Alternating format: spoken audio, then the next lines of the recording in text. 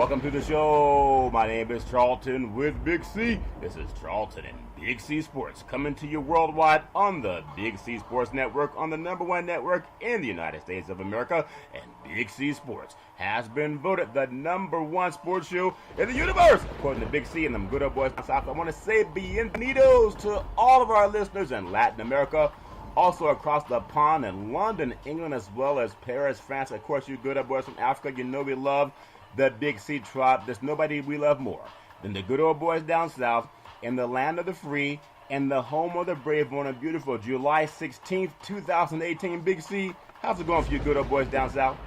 Well, Charlton, I must quote that great poet Ice Cube. I'm just waking up in the afternoon. I got to thank God. But, I called myself sneaking out of the house this weekend because I thought I was going to go see a Pacquiao fight. Yes. So I flew out to Vegas and found out the damn thing was in Malaysia. Yeah, they're a little bit farther apart. Sometimes the airlines, they don't get it right, or sometimes the people booking the flight don't get it right. But I tell you what, when you're having a good time flying around, it's like those squiggly lines. You don't really know where you're going, but you know you're going someplace. I do want to say what a great weekend for sports. We have the World Cup settled over in Russia of all places. Russia, yes, Russia of all places. The All-Star game, the Home Run Derby is on tonight, but they don't have Papa John's I guess Papa John decided not to come for some reason. He can't use certain words, so if he can't use certain words, he didn't want to come, Big C. And also, everybody was somewhat shocked that Serena Williams did not get another Wimbledon championship, but we know she'll be back. And just a lot of things happen. And no matter what you're looking at, I'm so excited about college football. That seems to be as big as anything with all the things going on. Big C, did you find something to do in Vegas because they didn't have the fight in Vegas? It was in Malaysia, but did you have a good time in Vegas anyway, Big C? Well, Charlton, after watching the fight on the big screen, I decided to have some pork chops. That's what, man, he was slicing them up in the ring, getting his TKO. But, Vegas, I thought it was hot at home, Charlton. Yeah. And I went out there, and it's like somebody turn on the heater. It was ridiculous. I'm asking. I know inside there's air conditioning, but they got to find a way to cool down the strip out there. I tell you what, when you think about everything in Vegas, I saw another fight happen, and it was just over the weekend. It was actually down in New Orleans, but there was a fighter, can't remember his name, but I know he lost his dog because he was doing some training in Vegas with all the heat. Everything that people think about Las Vegas is so fascinating. But at some point in time, I wonder if they're going to realize that it's kind of that glass slipper. It's exciting for a short time, like going on vacation. But even if you go to Yosemite, the first 3 or 4 days is nice. But by the time you're there for like a whole year, it's not the same appeal, Big C. Is that what Vegas is going to run into with so many teams thinking about going down there? Your thoughts? Well, they had a great honeymoon with the Las Vegas Golden Knights this year, Charlton. To come out and to be able to make the NHL Finals in your inaugural season as a professional organization, just a marvelous feat, not just for the city of Vegas, but even for the NHL. Yeah. To put a competitive team out in the desert where there's really nothing to do. Now, we're coming up on football season. Will that same honeymoon exist in another year, Charlton, once the Oakland Raiders relocate down to the desert? And, it's hot down there, so wearing that black may not be the most appealing thing for the Raiders in home games. They might want to change and put on some white uniforms or something. Yeah. But if John Gruden can't turn around that organization, Charlton, over the next 2 seasons and produce at least 10 to 11 wins, how will the fans be in continuing to come to that new Vegas stadium? I know it's going to be beautiful and a spectacle when it first opened up. You look at the show that the Las Vegas Golden Knights would put on before every hockey game. Yeah. You're going to have to expect that the Raiders would do something quite similar with the pyrotechnics and all, Charlton, if that dome will open up and allow the smoke to exhaust out of it. Yeah, that's a very good point. It's going to have to be a show status, Charlton, because if the Raiders are not putting on a show after that first year through the desert, Charlton, and fans have gotten a chance to see their NFL teams, how attractive will it be to go on vacation and watch a team that's losing? Yeah, that's a very good point. I do want to say this segment sponsored by your Northern California Cadillac dealers, home of the all-new Cadillac Escalade, the standard of the world. And when you go by and test drive yours, tell them Charlton and Big C sent you. The thing about Las Vegas, people go there to see a good show. They don't go there to see a bad show every day. In fact, when you go there, you want a good show, and if it's a good show, people tend to go and see the second act. But the Raiders right now, the thing that just hurt them is the fact that the Golden Knights had such a successful season. The fact that in their first year, and even though they had some veteran players that made up that team, they were able to get to the Stanley Cup Finals. I'm not saying the Raiders have to win a Super Bowl, but if we look at this Oakland Raider team, that's gotten some good players. You know, they don't have their opponent anymore, and he was not a Hall of Famer, but an All-Pro player. And yeah, and now, you know, Janikowski's gone. That was the last Al Davis draft pick. So that they have a whole new thing that they're turning over. But the thing with the Raiders, if you look at the Oakland Raiders over the last, say, decade, they've only been a playoff team just one time. In that last decade, we can't even say they've been there twice. Now, they've had a good run with Carr at quarterback, but since he took that injury, and I think they were playing the Indianapolis Colts at the Coliseum. You say injury, since you mean his pocket got heavy? Well, the pocket got heavy, but he did have a break he had a break in the lower extremity. Well, they say, Charlton, if you carry too much weight, yeah, that will happen. And so that wallet might have been too heavy. Well, I'm sure that wallet's going to help get enough Band-Aids for it. But when you think about what the Golden Knights did, and everybody's happy about Vegas, Summer League is not selling out. If you've noticed that, first couple of games, I mean, Sacramento had a better turnout for Summer League than Las Vegas. Everybody's trying to go to Vegas. But if you notice the crowd, I know LeBron James showed up, and people were happy to look at his $500 short pants. But that, you know, that's here and gone. But when you look at what's happened with the Raiders, the last 10 years, they made the playoffs one year, and in the playoffs, they got knocked out in the first game.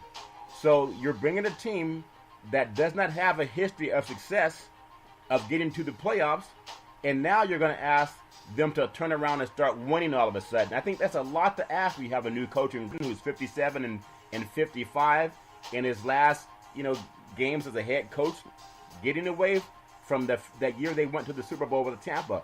So that's what you're bringing into Las Vegas from Oakland. And I know people talking about last day for signing, the franchise fees, etc. But do you think people are that far at it, Big C? Your thoughts? Well, I think what people might be projecting, Charlton, if you go back to the St. Louis Rams when they left Los Angeles, they weren't winning when they left Los Angeles, Charlton, and they migrated eastward to St. Louis out of the Midwest. Yeah. They also brought in a new former head coach. If you think about it, Dick Vermeil had been out of coaching. He had gone to the broadcast booth. He was doing football. Yeah.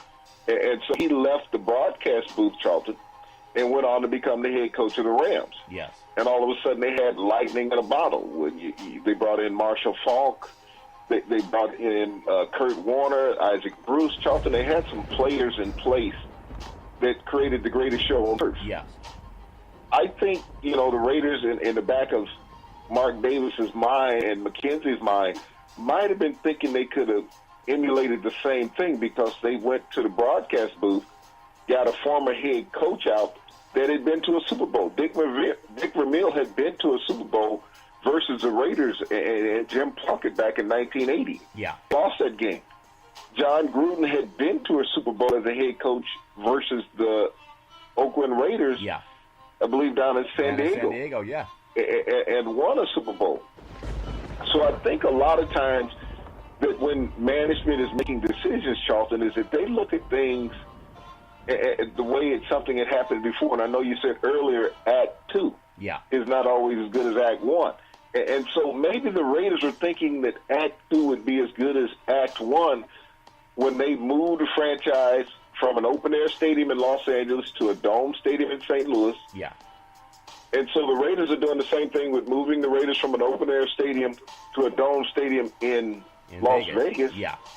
Bringing in a former head coach that had been to a Super Bowl with a previous organization, Charlton. Yeah.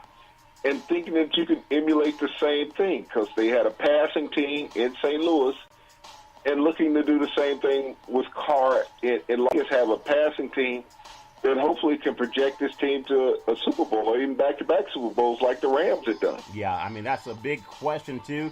But just thinking about the history of this team, they've been a West Coast team West Coast fan base. And everything is exciting when you first go to Vegas. I know when you get there first, Big C, you want to go a couple of restaurants, but how many times can you eat at a smorgasbord? It gets to be old after you've done it 2 or 3 nights in a row. Maybe the first 2 nights are okay. I wish the Raiders nothing but success, but just being from Northern California, talking to some of the people, the old-timers that actually love NFL football, and we talk about today being a day, the last day to franchise tag guys, and people are talking about Le'Veon Bell, but I still wonder if that Raider mystique will carry over to travel into Vegas the way they traveled to L.A. It was an easier travel up the I-5 corridor coming from L.A. to Northern California or vice versa. I don't know if that's going to carry over as well when you see that same team going into Las Vegas. I think it will tell in time, but I do want to get this thought from you. And we talk about it all the time. When you have a new thing on the block, Summer League basketball was supposed to be this great thing that everybody was going to sell out because it's going to Las Vegas, especially when the Lakers show up. Have you noticed any sellouts lately, Big C? It seems like these stadiums, not only do they only sell the lower bowl, when they came to Sacramento a couple of weeks ago, they sold the whole stadium out. Over 50,000 people in 3 games, in 3 days of events. And do you see now that even the lower bowl is very sparse? It's not. That love affair seems to be over with Summer League, and I think they're cheapening the league by doing it over and over again. And I don't know if the Raiders will run into that same thing if they're not very successful after the first year. Your thoughts? Well, the saturation in one city of the Summer League and the NBA was Las Vegas. That's why you saw them extend to other markets, Charlton, this summer, to see what the feeling would be like. You spoke about Sacramento, that they had a great attendance there over a 3-day span. We've seen the Summer League in Utah, Charlton. So, this is what the NBA has to do. Just like the NFL did with the NFL draft, Charlton, where it always had been in the same place for years. It was in New York City's Radio Music Hall. Even though the crowd had never lessened in New York City, they started trying other places. I know they tried Chicago a couple of years ago. They tried Dallas last year, tried Charlton, trying to show a different flair, invite a new set of fans in to see that experience. Yes. And that's what the NBA has to do. They did a little bit of it this year with the expansion of the Summer League, Charlton, going to other cities. Maybe if they come into Vegas for the championship, have a 3-4 day run, Charlton, getting to the championship, have the semifinals and the finals there. It might be a little different. But when you have to have those games there night after night, and people are watching these teams, and they're not scoring more than a college team would, Charlton. You're expecting NBA competition, both teams to have triple digits, Charlton, in the scoring. But when you're sitting there and you're looking at games being 62 to 57, 79 to 62, that's a little disappointing for a fan who is expecting NBA caliber play. I understand that they're rookies. But you've drafted these rookies, and you have some second-year players also, Charlton, playing in this league, that you're expecting an NBA experience. And so if you're not expecting to give the fans an NBA experience, tell them this is a post-college experience. This is not what you expect to see in the NBA. This is what they're striving to become as NBA players. And so you can't go out there and sell an NBA price ticket and only getting a college performance, Charlton. I think that's a very good point. Not everybody shows up like you see Beyonce and Jay-Z doing their tour when Bruno Mars tours, or the late Michael Jackson when he would go on tour, or the late Prince. They would have a warm-up act, and that warm-up act is not the same as the entree. And the warm-up act for the NBA is the Summer League thing, or even NBA preseason. But a week, put it all in a week, one thing. But when they're stretching it over 2 and 3 weeks, to me, it's just a hard thing to watch. LeBron James showing up and on the sidelines and hugging people, that does nothing for Summer League. I mean, it shows that he's there with this team. And that's a great thing to, hey, I'm here with the team. At the end of the day, this is going to be something, I think, that could hurt the NBA if they don't make it. This is a 1 week thing. We're going to put you in there in a week and get you out of there. At least people are excited to see a concert that's going to last 1 week. But even if Beyonce, if she toured with Jay-Z for 1 day in the city, of course everybody goes and buys tickets. But if they tour every weekend, in that same city, Big C, could you imagine how empty the stadium would get? I think that's what the NBA has to catch up on. I want to touch on a few more stories around the NFL. Le'Veon Bell with the Pittsburgh Steelers. Lots of talk about will the Steelers bring him on or not. It most likely will be his last season for 2018 as a Steeler and as a running back. I mean, this guy's as good as running back as they've ever had. I'm not going to say he's as good as Franco Harris results-wise with 4 Super Bowls, but he's a better athlete, definitely better than Jerome Bettis. He might be the best running back they've ever had in their franchise. Why are they nitpicking with him over the money? Is it because they're willing to close the door and willing to let him walk, Big C, or do they just not care anymore about the running back position? Well, Charles, you have to look at the criteria that the NFL has established about not paying running backs. That's what this comes down to on long-term deals. We just saw DeMarco Murray retire last year. Now, you got to realize it was just 4 short seasons ago DeMarco Murray led the NFL in rushing, Charlton. Yeah. Over 100 yards a game. The following year, Charlton, he signs this huge free agent contract with the Philadelphia Phillies. He only gets 2 years out of that contract, Charlton, with the Philadelphia Eagles, excuse me. Yeah. Then all of a sudden he's moved to the Tennessee Titans with another free agent deal. Yeah. He lasted 2 more years there, Charlton. He's out of the league. 7 years, he's out of the league. You have to look at how long Le'Veon Bell has been around, and they're looking at the DeMarco Murray scenario, Charlton, just like you'd look at the Le'Veon Bell.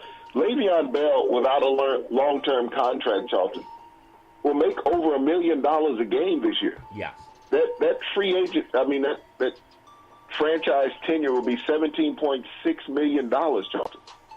So he'll make $1.1 million a game. Yes.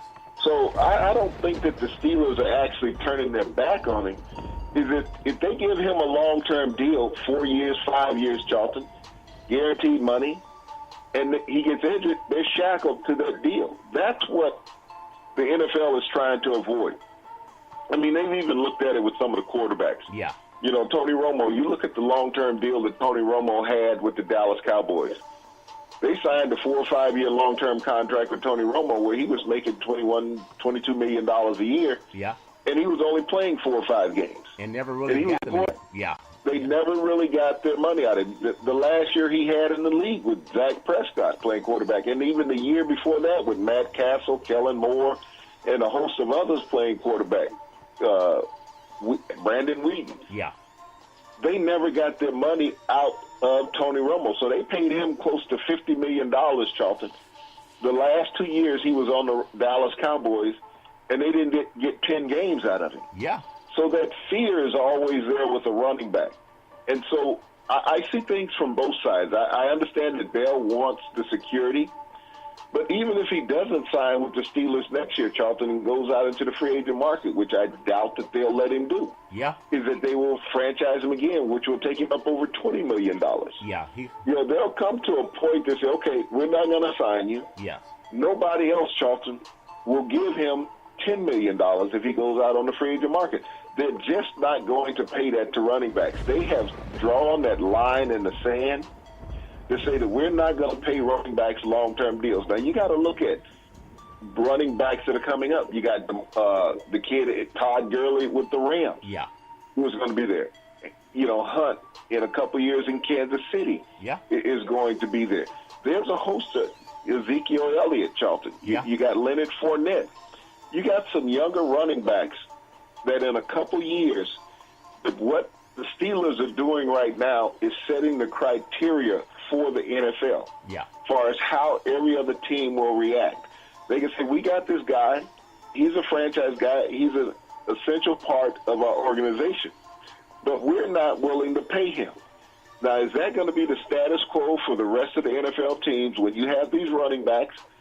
They come up with the end of their rookie contract, and they say, I want to get paid. They say, we're just going to franchise you. Yes. Because remember a couple of years ago, you got hurt, missed a few games. So we're not going to take that risk of giving you long-term money like we would do with a quarterback, and we'll just keep franchising you. We'll just keep franchising you. Want to get your That's thoughts all on they're going something. to do. Let me get your thoughts on something. With you mentioning that, you just mentioned some great names, Ezekiel Elliott, Leonard Fournette, also Hunt out of Kansas City. That's not even including Gurley, obviously he's amazing, but he's proven himself over 2 years. Does it hurt the perception of Le'Veon Bell when Jacksonville comes in there, and Fournette had a good game against the Steelers. The Steelers were at home in the divisional playoff game, and Jacksonville comes in there and beats them, and they go on to play New England and really had New England on the ropes until something happened with the officiating that got New England back into another Super Bowl. But they got the chance to see the new Le'Veon Bell when they saw how easily Fournette ran the ball against Pittsburgh's bonded defense. Now, I'm not saying it's Pittsburgh's offensive problem, the fact that they got beat at home. It was really Roethlisberger having a horrible game. Actually, the second time he's had a horrible game against that defense. But do you think that perception of seeing that young rookie running back come in there and run all over the Steelers defense, and Bell had a good year, but they still had at their home stadium, and they got to find someone to blame, Big C. They're not going to point the finger at Roethlisberger, but do you think they saw a better running back come into their own stadium and say, why would we make you more high paid than anybody when a lesser running back who's younger came in here and dominated us in our home backyard? Big C, your thoughts? Well, Charlton, that's what running backs are supposed to do, but you also have to look at Le'Veon Bell's statistics in that game. He was a dominant offensive force against Jacksonville. His numbers didn't take a back seat to Fournette. Fournette just had an outstanding game, but he also got tired and nicked in that game. And that's one of the things that the Steelers looked at also, is that Fournette slowed down in the fourth quarter. Yeah. Because he had a leg injury. So these are the things that teams look at with running backs. I mean, you can look at the draft, and you look at all the prognosticators talk about, well, there's just no value. It's a waste taking a running back in the first round. Everybody in the media keeps devaluing the running back. They must not know Todd Gurley. They don't know any of them. Todd Gurley next year, Charlton, will be with his rookie contract running out. This is the last season of his rookie contract. So what are the Rams going to do? They got Jared Goff that they're going to have to look at in 2 more years, or signing a long-term deal with him if he continues to progress. So do you invest all your money in Gurley, or do you wait to give it to Goff? They're going to wait to give it to Goff. That's the NFL status quo. Jared Goff will get a $150 million contract in 2 years, Charlton. Todd Gurley will be under the franchise tenure. Yeah. They're going to say, well, Gurley, you got hurt in college. You got hurt your second year with the Rams. The potential is still there. In 2 years, you may not be the back that you are now. So we would rather pay you max money over 2 years than sign you to another 5-year contract. Yeah. Well, so we're not stuck with paying you. We don't have to give you a huge signing. But you got to understand, Charlton, and I don't know if everybody else in the media has addressed this, that when you give a player a franchise tenure, okay? Yeah. You got Le'Veon Bell getting $17.6 million this year. 17.6. I'll take it. What don't you get in that? A signing bonus, Charlton. Yeah. There's no signing bonus involved. So it's a one-shot deal. You look at these quarterbacks with the signing bonus. I think Matt Ryan in Atlanta signing the richest contract of all time. There was like $40 million in a signing bonus. Yeah. Put in that contract. There's 85 guaranteed of that contract. 85 million $100 million, because your cousin got 85 million guaranteed. You gotta stop those rumors with cousins, Big Z. Yeah, your cousin in Minnesota got 85. Matt Ryan got 100 million guaranteed, Charlton. Well, yeah. 40 million of it was in a signing bonus. Yeah. So when we think about Le'Veon Bell getting 17 million, they're not giving him a signing bonus, Charlton. They're only giving him a salary. So all of that is really wrapped into one when you look at it. They, avoid giving a signing bonus using a franchise tag. Well, so that's the thing that Bell and other guys are fighting for, to get franchise. Yes, I like the $17 million. Yes. But I'd also like the $25 million in a signing bonus and still get the $17 million. Well, you want both. I understand. You just want half, Eddie, right? Eddie, that's what they told Eddie Murphy. I just want a half, Eddie. But I want to swing you across to the defensive side of the ball. The Dallas Cowboys. They don't reach a deal with DeMarcus Lawrence, a long-term deal. Did not get him 14.5 sacks last year. When you think about what Gastineau had back in the day, 14.5 sacks doesn't seem like a lot. He's a 26-year-old man, and the most he had coming into that season last year was he had 9. So he got 14.5 sacks last year. He's about to make $17 million on a franchise tag, but they don't tend to put a lot of stock in him. But would you put a lot of stock, Big C, in a guy who gets 14.5 sacks in 16 regular season games. Are they looking for a guy that can get more than that? It seems like when you hit 300 in baseball, you're an all-star player. But in order to become a dominant defensive player, is 14.5 sacks sexy, or do you have to hit like 18, 19, 20, Big C, if that makes any sense? Your thoughts? Well, Charlton, one of the things he's going to have to do is have that in back-to-back seasons. He has to become a Von Miller-type player, Charlton, yeah, where he's a disruptor all the time, that offenses has to make adjustments for where he is. He's not a Reggie White, Charlton. He's not a Chris Dolman, who was a tremendous defensive end. He's not a Lawrence Taylor, Charlton. Yeah. You know, he's not a Charles Haley with 5 Super Bowl rings. So, you know, one of the things about Dallas Cowboys, I know everybody said they're America's team. Yeah. They also have the America's Most Wanted team, you know, on the police block. So that's one of the things you have to look at with the Dallas Cowboys. Yes, I'm going to pay this young man some money. Well, Jerry pays the bills. He'll pay for them. But does he have the ability to stay out of trouble? Yeah. When you look at the Dallas Cowboys, Charlton, they've had more players arrested in the last 2 years than any other franchise in the NFL. Wow. So when you look at that's part of the unwillingness for Jerry to pay. Yeah. Is that his players, especially on defense, I mean, look at Gregory, who was a top defensive pick a couple of years ago. He's been suspended from the league twice, Charlton. Yeah. So, you know, there's a history of Dallas Cowboys getting in trouble with law enforcement. And so when you want to pay these guys, Charlton, you can't always do that. Yeah. You don't know if they're going to be there. Yeah. So if you put them on this franchise tag, Charlton, they get suspended by the league. You don't have to be shackled to that contract the following year. You don't get a salary cap hit. That's one of the things that the franchise tag saves you from, Charlton. Yeah. Is that you don't take a salary hit if you decide to part ways with that player, Charlton. We keep seeing that in the NBA and the NFL. When they make roster moves, they saying, well, they're going to save this much on the salary cap. It's like when they cut Dez Bryant. Yeah. They were talking about they would only take a $11 million salary cap hit versus a $16 million salary cap hit. Well, $5 million is $5 million. Yes, a lot of money. You know, so these are the things that you're looking at with these franchise tenures. Yes. It's twofold. You don't have to pay a signing bonus, Charlton, and you don't have to pay a salary cap hit if you part ways with the player. Yeah, that's a very, very good point. So football has its own things going on. We'll find out more as we get closer to the kickoff of the NFL season. You know, the Major League Baseball All-Star Game, they have a great stadium, National Stadium, Washington, D.C., and you look at some of the decision-making going on with the coaching and the managing. Dave Lopes, he goes with Scherzer. He'll start in the All-Star Game for the National League. And it's a good thing. I think it's a nice gesture to have the hometown kid, you know, playing there for the Nationals, getting the start in the All-Star Game. And then if you look at about him, Chris Sale will start in the AL. So I want to get your thoughts. I mean, you got to start Scherzer as he's a hometown guy. They're in their own stadium. And I know they want Harper to be the guy, but Scherzer's a better player right now than Harper. Harper's batting like 214, 215. They really can't build anything around him other than having him in the home run derby.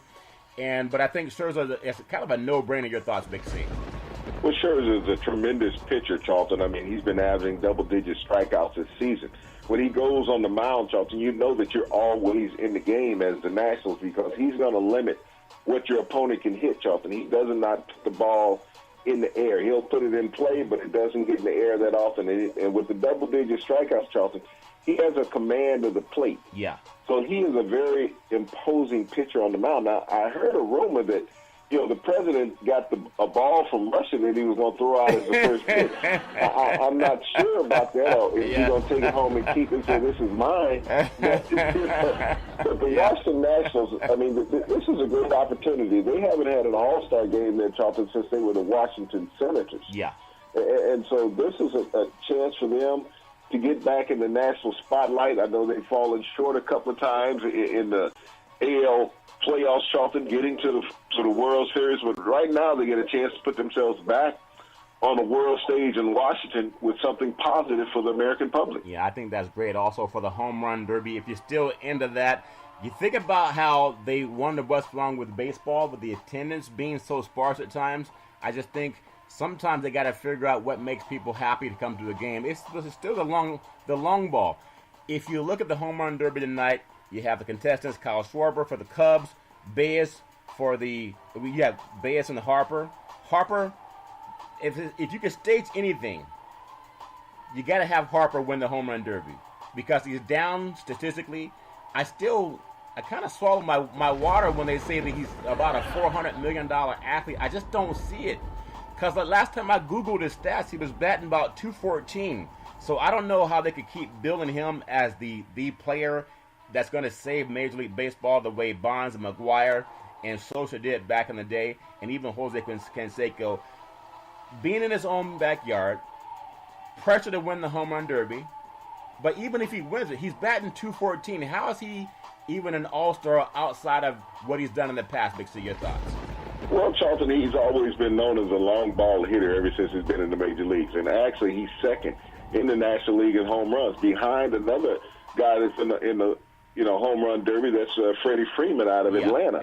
So, these are the two favorites from the National League side to potentially win the home run derby, Charlton. I know you talked about Baez, who can always get hot with the bat, Charlton. That's the thing about the home run derby. You got to think about it. Back-to-back years with John Stanton in Miami, and then the Judge last year from New York. All hail the Judge. And but one of the things about the home run derby, Charlton, is something that players always have to be leery of. Is that they don't come out hitting the ball like they did going into the home run derby, Charlton. Yeah. Players have a tendency to struggle because they expend so much energy. Plus, Charlton, they don't get those pitches to hit during the regular season. So they overswing during the home run derby because they're trying to get length out of all of those balls. They're trying to make those grandiose shots over the fence.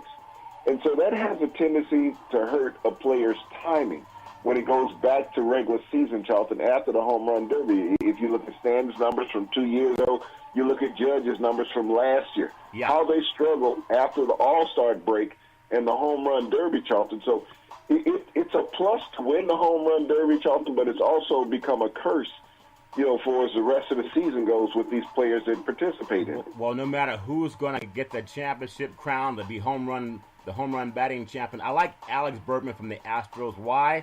He's become one of the best all-around hitters in the game, ranking in the top 20 of the majors in home runs and in extra base hits. Plus, they were in the World Series last year. Okay, he has 20 home runs already, tops his 2017 total of 19, and he's a young player.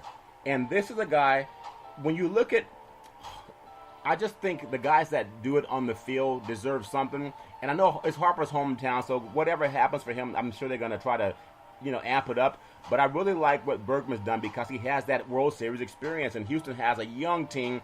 I still think that in the long run, why are we not talking about him being one of the top players in baseball when we look at Harper? He is what he is, but if he was the best, he would have already proven that. And nothing to knock the guy, but when you bat 215 and they talk about how far he could hit a home run, what's that have to do with batting 215?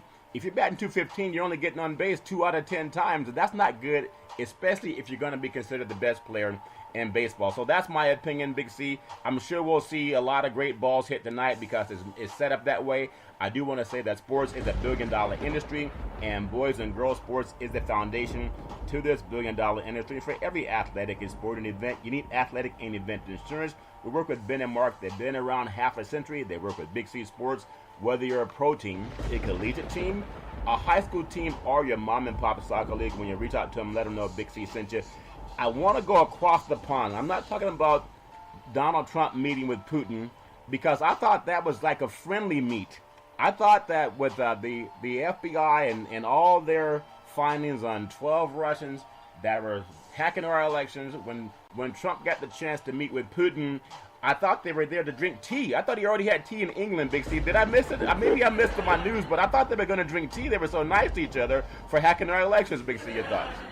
Well, you have an opportunity in front of the world, in front of the country that you represent, to tell the country that you represent them. You think? And that you're not, and when you miss that opportunity, I don't know how you spin that, Charles. Yeah. To say, our intelligence agency just indicted 12 Russians the week before you get there, and you knew about it. Fake news, Big Z. And you didn't even call them out on it. Say, well, it could have been somebody else. But you go back to this email server from 2 years ago before the election. Yeah. And Hillary Clinton should not have been mentioned in you being in Russia. That shouldn't have come up. Yeah. So at some point, you got to stop blaming Hillary and just address it. I mean, you won the presidency. Yeah. Why is Hillary Clinton so important every time somebody asks you a question about Russia? And then, I got to give big props to Vladimir Putin. Yeah. He said, yes, we intervened in your election. He did say it. He said it. Clear. Yeah. I mean, you couldn't come back and say, well, no, this is what you... No, Vlad said it. We intervened because we wanted Trump to win. He said it. And the president still tried to deflect from that. So, the president's like, no, you didn't mean it. You didn't mean that, Putin. You didn't mean that.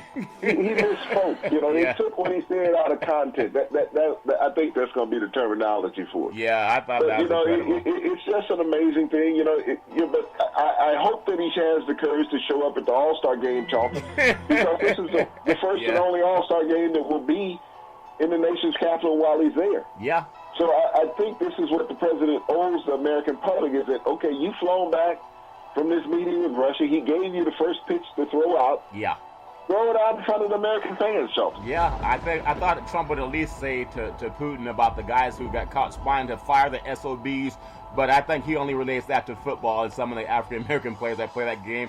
All's fair in love and war. I do want to stay across the pond. Wimbledon, Serena Williams came up a little bit short, but she's still phenomenal and gave a great praise to Anthony Cooper.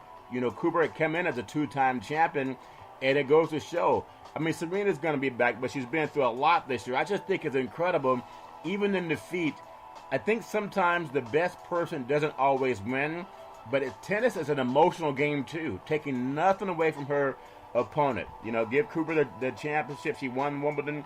But just get your thoughts on the statement that Serena made by going this far after going through everything she's been through. Big C, your thoughts? Well, Charles, just a tremendous show of character on Mrs. Williams' behalf. To come out and speak highly of an opponent. Cooper, like you said, she's won Wimbledon twice. She won in straight sets, 6-3, 6-3. So she really put out a dominance performance, and you have to take your hat off to this young lady, Charlton, to show how the tide of power can swing in tennis. Yeah. But it also showed that Serena is still very formidable as an opponent. Oh, yeah. Seeking her 25th overall Grand Slam championship, Charlton.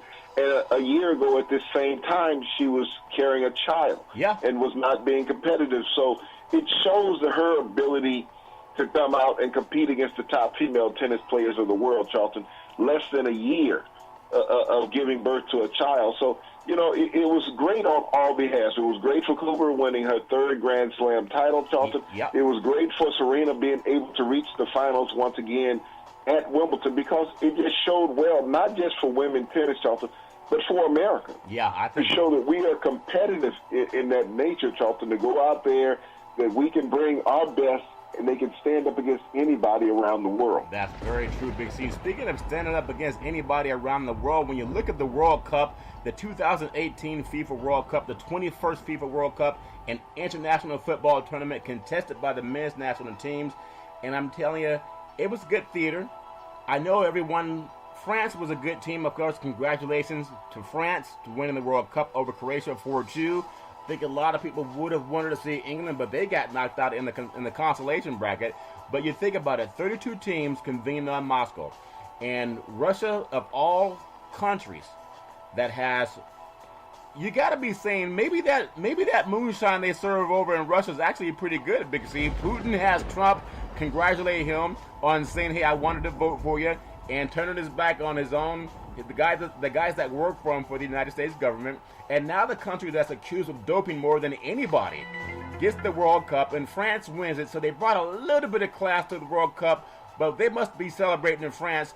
But with NATO happening, with Putin meeting Trump, and now the French winning the World Cup, at least we have something that people expected that they can celebrate with France. What's your thoughts? Well, they have a classy president and President Marcon over there who knows how to celebrate properly. So he probably had free champagne for everybody. You think so? Yeah. Free champagne and croissants for everybody in France. Viva la France. Just a great, party for France, as a country to be able to celebrate a World Cup victory, Charlton. And like I said, that's one of the marvelous things about the World Cup. Yeah. Is that countries that are in it, Charlton, it's the country. We haven't learned how to represent ourselves like that here in the United States. We're so separate about our thoughts and ideas, whether it's politics, whether it's sports, whether it's education, whether it's religion, Charlton. Yeah. We're a very divisive country. And when you saw highlights throughout France, they could show a camera panoramic view in any city, any village, Charlton. Yeah. In that city, any bar, any restaurant. It was united. Yep. It's great to see other countries doing what we're not doing, Charlton, being united. Yeah. And we could take a page from the world stage as far as the World Cup goes, Charlton, and find some unity in our country. Because France and President Macron, represented the world stage how it should be represented as a professional organization and a country, Charlton. Yeah. The country of France winning the World Cup, the celebration of the country and its people, Charlton, in nonviolence. Yeah. Just love and joy. This is what you expect, the jubilation of a championship to bring a country, unification. And France got that from the World Cup. President Macron has done a marvelous job on the world stage thus far as a leader. Yes. But to have his country lead the world in the world's football, Charlton, was just a marvelous feat over the weekend. Yeah, I'm pretty sure. I wonder if they ever did a study on CTE from the real football compared to the United States version of football and in Canada and all around the world when we had NFL Europe. But it's a great thing if you can watch everyone play the game. I think we just saw why soccer is one of the most watched and competed in sports in the world, Big C. So congratulations, France. Did a good job. Last two things. Pacquiao gets the stoppage versus Lucas Matisse. Welterweight fight. Pacquiao scored knockdowns in the third, in the fifth, and the seventh round to get the stoppage. And now he has 60 wins, 7 losses, and 2 draws. 39 knockouts. Matisse 39-5 with 36 knockouts. Okay, just be honest. Pacquiao won the fight. And it's good for boxing that he still won the fight. But I know, like we've talked about so many times, when you have a champion, he won the fight, but what did he really win? Because it's not like he was the underdog going in. And I know we want to see our sports heroes fight as long as they could possibly fight. But what we don't want to see is a 40-year-old boxer getting hurt in the ring, especially someone who is in the same pantheon, I'm not going to say as Ali, but to the people in his native country, in the Philippines. He is Ali in a sense. He's a political guy now, has a lot of things to live for. Don't want to see him struggling later in life, Big C. So did he really win in this fight by winning the fight? Your thoughts? Well, Charlton, it was nice to see Pacquiao not get hurt for a change. Yeah. He was the dominant fighter in this fight, and that's something he hadn't been in some of the fights that he's lost most recently, Charlton. Yeah. As you get older in your career, you cannot afford to be the boxer that's sitting there waiting on the fight to develop. You have to take the fight to your opponent. Did he win? It's hard to say in the game of boxing. He wasn't fighting for the championship, wasn't fighting for the world title, Charlton. Yeah. Is that Manny Pacquiao is a legacy more than anything else now in boxing. Yeah. And so what he's trying to do is rejuvenate what was there as far as just boxing persona, not just for him, but for the boxing world. Yeah. There's very few guys that the world resonates to when it comes to boxing. Yeah. Pacquiao still happens to be one of those, Charlton. He is a gate attraction. He's a national hero in his own country. And so for him to fight in Asia, Charlton, and to have a packed house following, you saw the crowd that he had with Jeff Horn down in Australia with 50,000 people. Outdoor stadium, and to be able to do the same thing in Malaysia, Charlton, that's a marvelous thing for boxing. Yeah. To show that crowd fare is still there, because the MMA is such an exciting sport, Charlton. And Pacquiao took it a little bit to that MMA level, Charlton, because he was aggressive. He took his opponent down on multiple occasions, Charlton. This is what you go to a boxing match for. No one wants to see the scorecard. Yeah. Boxing has always been that gladiator sport of dominance. Yeah. And you want to see your opponent dominant, and Pacquiao delivered on that, Charlton. Yeah, I'm glad to see him win, but it's almost much ado about nothing. I know he got the 3 knockdowns, but I still don't want to see, you hold your breath with Pacquiao because you don't want him to be the one on the losing end of those punches. But again, congratulations to him. That's why champions are champions. They keep fighting, even when the rest of the world says we don't want to see him get hurt. Big C, I know you have this thing about, I think it's called fried food, deep fried food, not just fried, but deep fried from what I understand.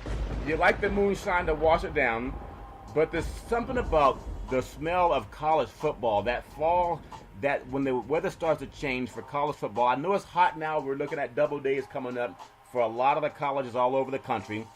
But the talk of college football, I was telling you last week, I keep walking in the grocery stores, and I'm always looking at the magazine sections where I see the college football things. One of the biggest games is an intersectional game that I'm looking at is when Auburn of the SEC will play Washington of the Pac-12. That game's actually going to be in Atlanta, home of this year's Super Bowl, I believe, coming up. And I want to get your feel not only for football down south, but kind of a history of what these games mean to you historically. What games are you used to looking at? But I want to get your feel before we get into some of the older traditions, whether it's Oklahoma, Texas, Florida, Florida State, USC, Notre Dame. What does it mean for an SEC team in Auburn to take on a Washington team that's one of the top teams in the Pac-12 this year? What does that mean for each conference going forward, Big C, to open the season that way? Well, I think that smell you talked about, Charlton, might have been those musty locker rooms you were reminiscing on in college football. But, when you think about this, these are two teams that have represented the college football playoffs over the last 2 years, Auburn and Washington. Yeah. So you got two elite programs. You got two elite quarterbacks playing in this game, Charlton. You got Browning out of Washington. You got Jared Stidham, who's going to be there at the University of Auburn. Yeah. So this could be a high-scoring affair, Charlton. You expect to see anywhere between 600 and 700 yards put in the air. Yeah. Between these two teams, Charlton, they're not going to sit back and be a ground-and-pound game. You're going to see some running, but you're going to see a lot of throwing. This is good for college football to have these intersectional games, to open up the spectrum of the country to say, okay, this is East versus West, South versus West, however you want to call it, Charlton. Yeah. But what this also does, Charlton, is could potentially early eliminate one of these teams from the college playoffs and catapult the other one into it. Yeah, I think this game reminds me of so much. It was, I think, back in the '94 season when the University of Washington went down south to Miami at the Orange Bowl, and they snapped their 57-game home winning streak.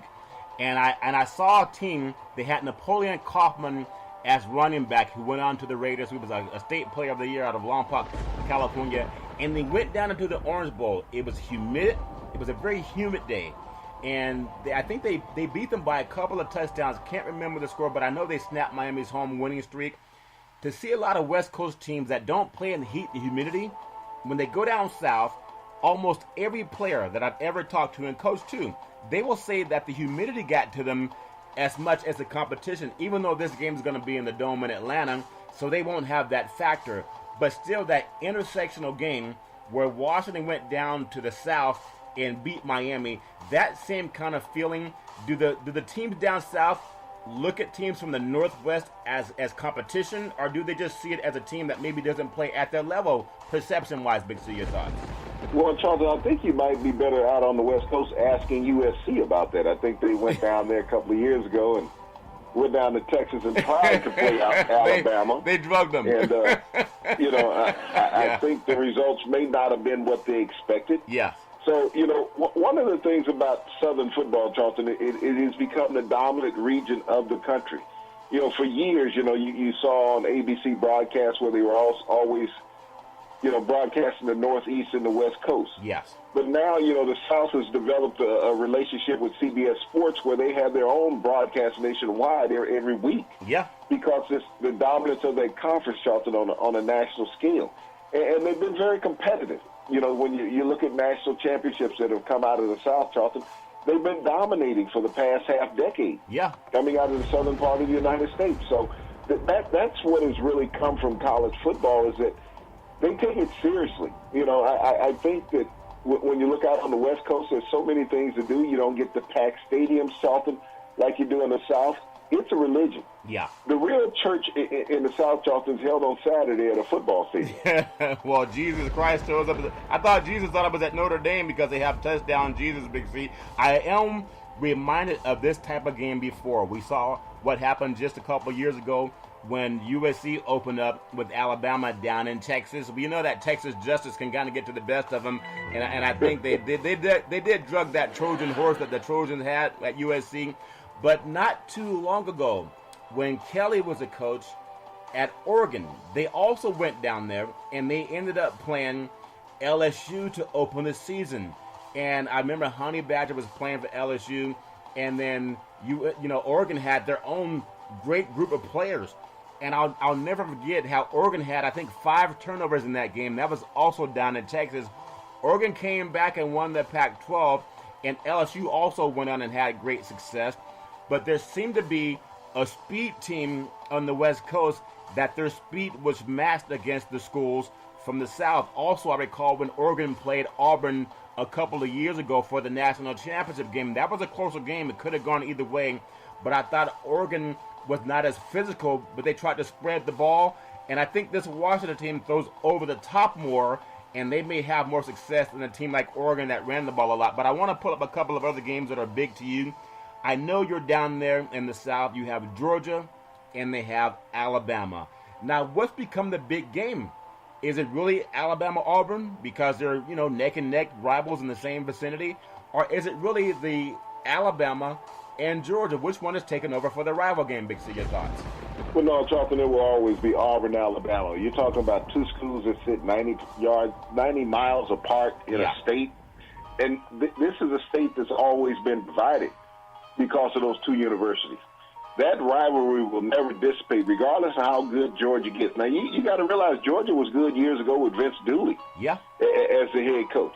And so they won a national championship under him. But that rivalry never, went above the Auburn-Alabama rivalry, Charlton. We're talking about something that divides families. Yeah.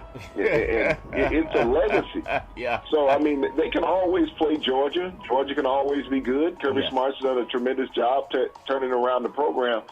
But it's that Auburn-Alabama, those double A's, Charlton, they really don't like each other. When you think about teams that don't like each other, have we lost the mystique as we swing it up to the Big Ten and Conference? When you look at Michigan, the old Schembechler versus the old Woody Hayes, Ohio State, Michigan, Ohio State, do we have the same type of rivalry? Because Ohio State has dominated Michigan. Even though Harbaugh's come in, they still have not been able to compete with the physical style of play and the speed that Ohio State has recruited. Ohio State football is more like an SEC team. Not only are they physical in the line, they play smash mouth football. They're no longer that 3 yards on the cloud or does. They can throw the ball. They run the spread offense. They're more of a West Coast offense, but I guess a physical style of play that you find in the SEC. Michigan hasn't been able to keep up with them. Big C, your thoughts? Well, what Urban Meyer did, Charlton, when he came back to his alma mater at Ohio State, is that he had been at the University of Florida, and he found out that speed kills. Yeah. And so he recruits speed, Charlton. He has size also, but he brought something to the Big Ten that it had not had for a while, Charlton. Yeah. It brought speed across the board in all positions. And so that's the type of athlete that he was getting at Ohio State. And Michigan is still trying to evolve in that category. But you have to look at the Big Ten as a whole, Charlton, how it's evolved as a conference. Penn State has been dominant. Wisconsin's been dominant. Michigan State has been right there, Charlton. You have a half dozen schools in that conference that can compete. For years, all you heard about was Ohio State, Michigan. Yeah. Now you have a half a dozen teams that you have to contend with, so it's not always so easy. Dabo Swinney down in the SEC. You look at Texas A&M. The Texas A&M game, it still takes second place to Texas, Oklahoma. I know that Dabo's going to go down there, but it's going to take him some time. I don't think Sumlin was a bad coach. I thought he had a great success, but he did not Jimbo Fisher leaving Florida State, you're right. Texas A&M. Jimbo going down to Texas A&M, beg your pardon. But I thought that when you looked at what A&M had last year, maybe it was just a time to do something different. but I still don't think they gave a lot of support. And now Texas A&M, do you think they're going to challenge for an SEC title when they're in the state of Texas and those good old boy schools from the SEC? You always look at Alabama, of course, Auburn, Georgia, Florida, LSU. Outside of those teams, you're not seeing schools from Texas or Missouri compete for the championship, even though Missouri got in a couple of years. They haven't won anything. Does Texas A&M have a chance now that they have a new coach that they wanted for a long time? Your thoughts? Well, Charlton, I don't know if you can walk right in there and turn it around in 1 year at A&M because you have solid teams in your division. Missouri's on that side. Mississippi's on that side. Alabama's on that side of your conference, Charlton. Yeah. You got to go through some horses to get there. You know, I think Fisher can make the team competitive. You know, it seemed they would get to points in the season where they would just almost give up. I think that first game that A&M lost last year to UCLA, yeah. Really, they just never recovered from that, Charlton. The players were just let down emotionally from that because they had a game in hand by a couple touchdowns. Yeah. And all of a sudden lose. And so you're dealing with young men that emotionally don't always have the strength that the older men have in the NFL to come back from scenarios like that. Yeah, that matters a lot, too. USC changing helms. You know, now you're going to find out, is Helton going to keep that tradition going of winning now that they'll have to get a new quarterback groomed? UCLA also. I know that's a big rival here on the West Coast, but can Kelly turn the Bruins around? I don't think he's going to get this. He's going to get good athletes. But a lot of people that went to Oregon, they left L.A. because they wanted to get away from that big city lifestyle. I don't know if he has enough to get them to stay in L.A. when they wanted to leave in the first place, because some of the talented athletes that Kelly got at Oregon to help them win championships, half of that squad was from Southern California. They got out to leave L.A. Now he's going to try to get those same players to not go to USC but come to UCLA. I don't know if he's going to have that same kind of success. Oregon's a small-town college atmosphere. UCLA is in a big city. Your thoughts? Well, Charlton, the thing that he recruited was speed. As well as he recruited high school players, Charlton, he also went the junior college route.